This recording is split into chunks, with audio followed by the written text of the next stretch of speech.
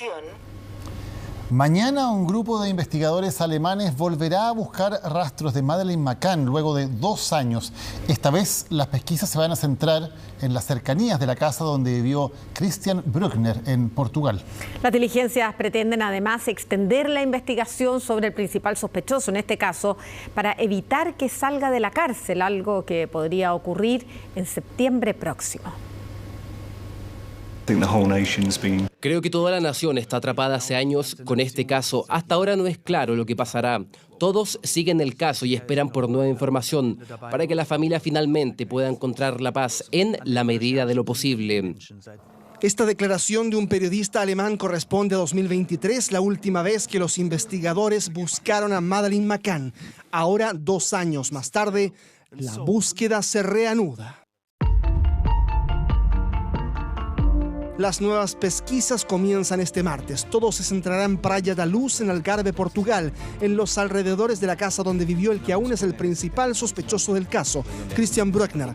El hombre de 48 años no está inculpado directamente por el caso Maddie y además podría salir muy pronto de prisión, por lo que las opciones de que no responda por su eventual responsabilidad en el destino que corrió la pequeña Madeleine en el futuro aumentan. El hecho es que Christian probablemente seguirá en prisión hasta mediados de septiembre del próximo año. Entonces, habrá cumplido su condena. Todavía tendrá que pagar una multa y si la paga, será un hombre libre. Por supuesto, esperemos recibir una decisión del Tribunal Federal de Justicia antes de esa fecha. A pocos meses de que se cumpla el plazo, las autoridades buscan limitar el rango de acción del único sospechoso. No quieren que abandone la prisión y por eso, a comienzos de mayo, indagaron en una fábrica que fue de su propiedad y encontraron algunas pruebas. Un disco duro que le perteneció con un catálogo que contenía imágenes de niños, además de ropa infantil y juguetes. Las pruebas eran escasas desde el principio. Además, siempre solicité a la Fiscalía el sobreseimiento de las diligencias preliminares por falta de sospechas suficientes.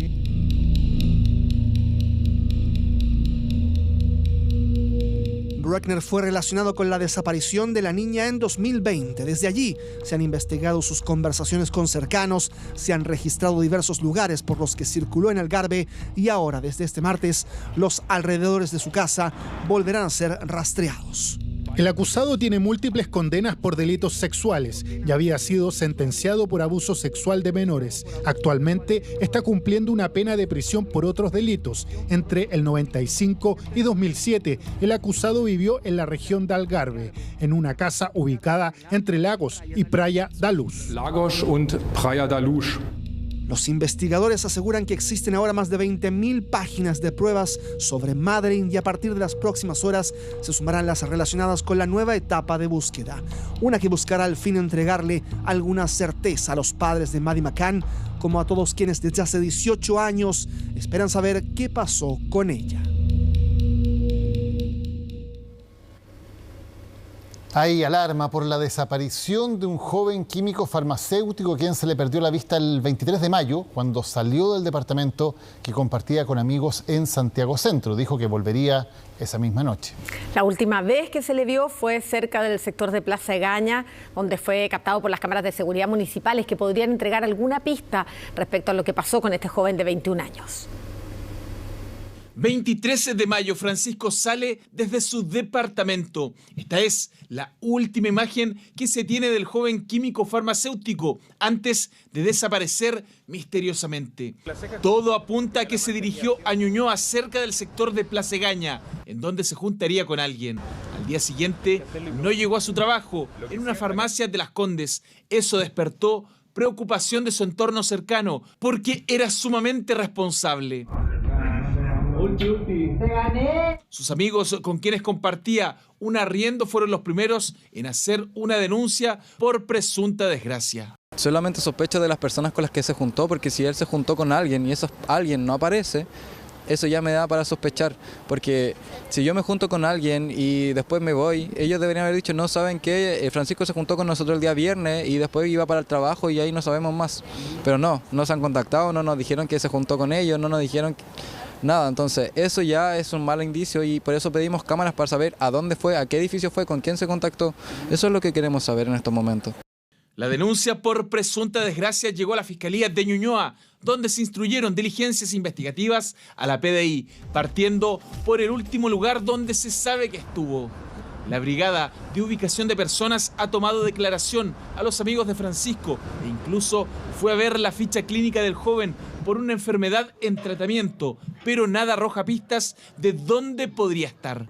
Desde entonces se han realizado una serie de diligencias, las que comprenden la pericia de las cámaras de seguridad en donde fue ubicada la persona por última vez.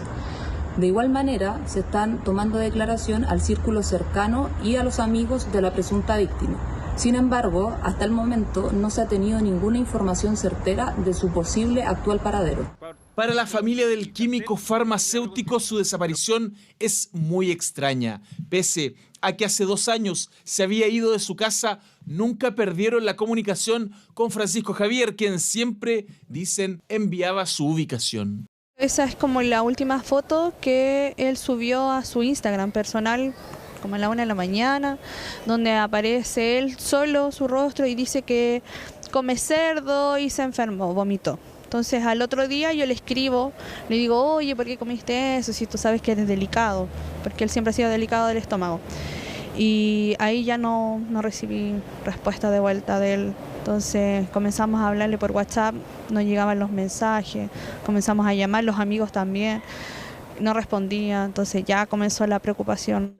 Un misterio que tiene a todos preocupados por lo que pudo pasarle al joven de 21 años. Por eso, si alguien se juntó con Francisco Albornoz o si saben de personas que lo hubiesen visto, su familia y amigos ruegan entregar esa información a la PDI o a la Fiscalía de Ñuñoa.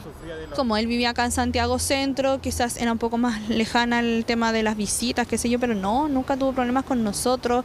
En el trabajo, si ustedes preguntan, él era muy responsable, siempre iba a trabajar, a veces hacía hora extra. Entonces igual era de llegar al trabajo y de llegar a su edificio, su domicilio. Él tiene gatas, él ama mucho a sus gatas, las cuidaba mucho.